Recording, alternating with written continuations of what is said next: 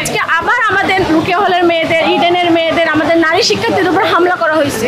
৭১-এর আমাদের এই মুক্তিযুদ্ধ নিয়ে মেয়েদের উপর অত্যাচার, নির্যাতন, রেপ করা ঘটনাগুলো কি আবার পুনরাবৃত্তি হচ্ছে না?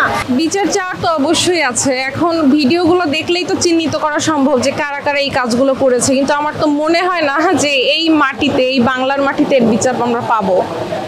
কারণ তারা যারা আসছে, ভিডিওতে তো লাইভ ফুটেজে দেখাই যাচ্ছে যে কারা কারা আঘাত করেছে। এখন খুব সহজভাবেই প্রশাসন চাইলেই তাদেরকে খুঁজে বের করা সম্ভব, কিন্তু আমার তো মনে হয় না প্রশাসন এই কাজটা করবে।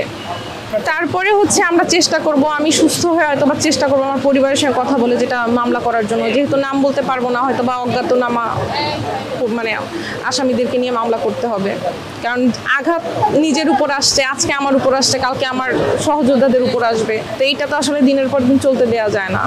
তো এটার তো একটা প্রতিকার হওয়া উচিত, আমরা সেটাই চাই। এইটুকু বুঝার জ্ঞান যদি সাধারণ মানুষের না থাকে, আমাদের বুদ্ধিজীবীদের না থাকে, তাহলে আমাদের কিচ্ছু বলার নেই। এই যে আপুকে আঘাত করা হলো, এই আপুর উপর হামলা করা হলো। আমাদের পিএম তার সংবাদ সম্মেলনে বলছে যে রুকিয়া হলের মেয়েদের অত্যাচার করা হয়েছে, রুকিয়া হলের মেয়েদেরকে ধরে নিয়ে যাওয়া হয়েছে, রুকিয়া হলের মেয়েদের উপর নানা পাশবিক অত্যাচার, নির্যাতন করা হয়েছে। তাহলে সেম ঘটনা তো আজকে আবার পুনরাবৃত্তি হইল। আজকে আবার আমাদের রুকিয়া হলের মেয়েদের, ইডেনের মেয়েদের, আমাদের নারী শিক্ষার্থীদের উপর হামলা করা হয়েছে। আমরা এই যে নারী শিক্ষার্থীদের উপর যে হামলা করা হয়েছে, সেই 1971 সালের 25শে মার্চ যেটা হয়েছে, বা 71-এর আমাদের এই মুক্তিযুদ্ধ নিয়ে মেয়েদের উপর অত্যাচার, নির্যাতন, রেপ করা, এই যে অনেক ঘটনা ঘটছে, সেই ঘটনাগুলো কি আবার পুনরাবৃত্তি হচ্ছে না? স্বাধীন বাংলাদেশে কি আমরা আবার নির্যাতিত হচ্ছি না? এই সেম জিনিস কি আবার রিপিট হচ্ছে না? আমরা এটার উত্তর চাচ্ছি। কার কাছে উত্তর দেবো আমি জানি না। আমি আপনাদের মাধ্যমে এটা জানাই দিতে চাচ্ছি, যারা বুদ্ধিজীবীরা আছে, যারা আমাদের স্লোগানের বিপরীতে লেখালেখি করছেন, তারা এটার উত্তর। আমার বোন চিৎকার করতে থাকে যে আপু আমাকে মেরে ফেললো, আমাকে বাঁচা। আমি আমার বোনকে সেভ করতে গিয়ে আমাকে একদম মাথার এইখানে বাড়ির যখন দেয়, আমি আসলে তখন আমার সেন্স ছিল, কিন্তু আমি আর সোজা হয়ে দাঁড়াতে পারতেছিলাম না।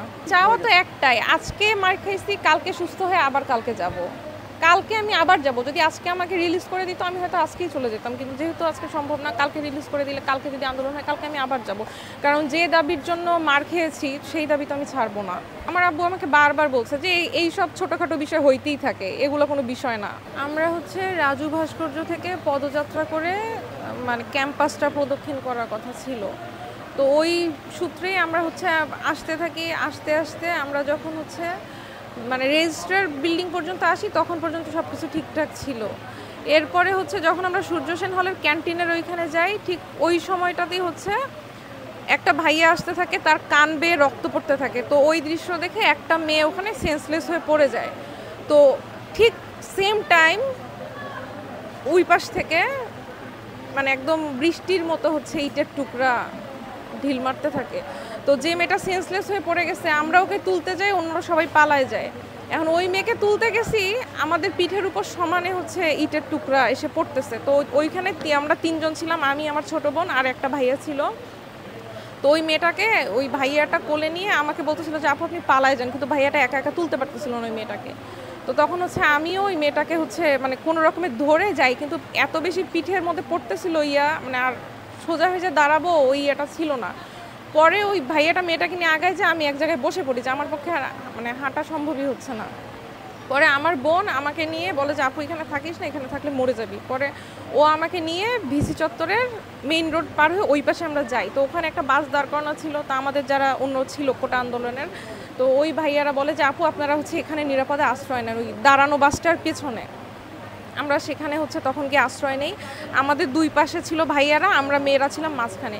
ঠিক এই মুহূর্তেই সমানে তো ইটের ঢিল যখন ছুটতে থাকে, তো তখনই সবাই বিচ্ছিন্ন হয়ে যায়। একই সময় আমার বোন চিৎকার করতে থাকে যে আপু আমাকে মেরে ফেললো, আমাকে বাঁচা। তো আমি ওকে এভাবে জাপটে ধরতে যাই। ওকে জাপটে ধরতে গিয়ে দেখি যে একটা ভাইয়া ওইখানে আরেকটা আপুর উপরে এভাবে পড়ে আছে। কারণ ওই আপুটা পুরাটা মাটির উপর শোয়ানো, ও সেন্সলেস।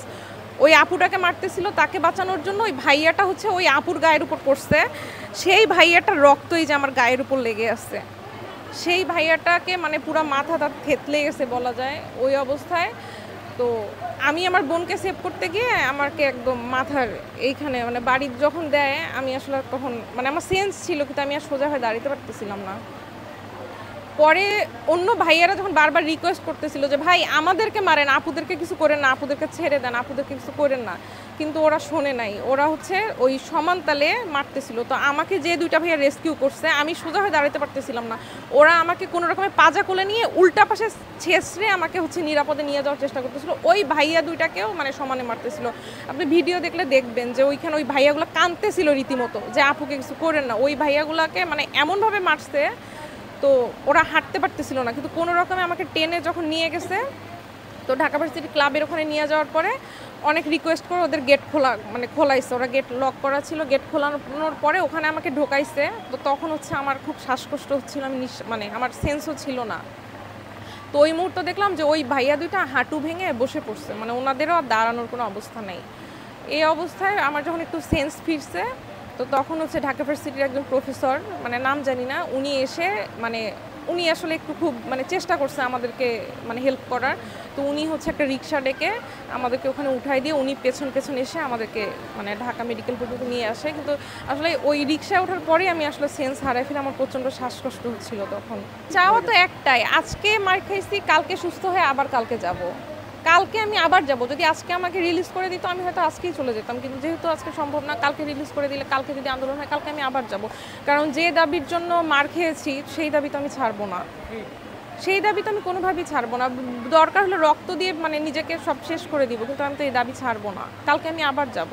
ইভেন আমার ফ্যামিলিও আমাকে সাপোর্ট করছে। আমার আব্বু আমাকে বারবার বলছে যে এই সব ছোটোখাটো বিষয় হইতেই থাকে, এগুলো কোনো বিষয় না। আমার মাথায় হাত বোলা এটাই বলে গেছে, সে এটাই বলছে যে এগুলো কোনো বিষয় না। আমার বোন পায়ে এত আঘাত পেয়েছে, সে হাঁটতে পারতেছে না।